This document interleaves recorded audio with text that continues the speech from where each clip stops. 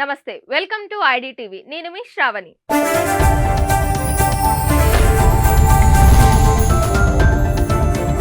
IDTV మన ఉనికి మన వాణి.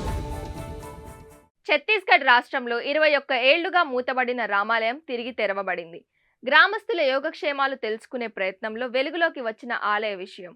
సిఆర్పీఎఫ్ జవాన్ల చొరవతో తెరుచుకున్న ఆలయ సమీపంలో భద్రతా బలగాలు కొత్త క్యాంపును ఏర్పాటు చేశారు. ఛత్తీస్గఢ్ రాష్ట్రం సుక్మా జిల్లా మావోయిస్ట్ ప్రభావిత ప్రాంతంలో 21 ఏళ్ల తర్వాత సిఆర్పీఎఫ్ పోలీసుల చొరవతో రామమందిరం తలుపులు తెరుచుకున్నాయి. పూర్తిగా మావోయిస్ట్ ప్రభావిత ప్రాంతమైన చింతల్నర్ పోలీస్ స్టేషన్ పరిధిలోని కేరళపొంద గ్రామంలో అతి ప్రాచీనమైన రామమందిరం ఉంది. అయితే 2023లో ఈ మందిరాన్ని మావోయిస్టులు మూసివేశారని గ్రామస్తులు తెలిపారు. అప్పటి నుంచి మావోయిస్ట్ ప్రభావిత ప్రాంతం కావడంతో భయంతో ఒక్క కుటుంబం తప్ప గ్రామస్తులు ఎవరూ గుడికి వెళ్ళలేదని సమాచారం.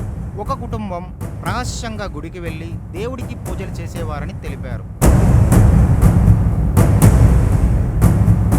ఇటీవల ఆలయ సమీపంలో లకపాల్లో భద్రతా బలగాలు కొత్త క్యాంపును తెరిచాయి. అనంతరం సిఆర్పీఎఫ్ జవాన్లు అక్కడికి చేరుకొని గ్రామస్తుల యోగక్షేమాలు అడిగి తెలుసుకున్నారు. గ్రామస్తులు ఆలయ పరిస్థితి గురించి భద్రతా బలగాలకు వివరించారు. అంతేకాదు తిరిగి తాము పూజలు చేసుకుంటామని గుడి తెరిపించాలని జవాన్లను అభ్యర్థించారు.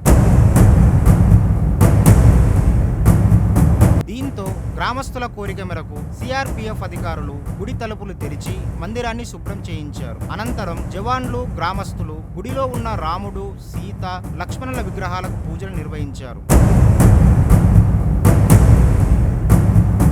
21 ఏళ్ల నుంచి మూతబడిన రామాలయం తెరవడంతో గ్రామస్తులు ఆనందం వ్యక్తం చేశారు. ఈ మందిరం అతి పురాతనమైనదని, ఎవరు కట్టారో కూడా తెలియదని, ఈ గుడి దాదాపు 5 దశాబ్దాల నాటిదని సమాచారం.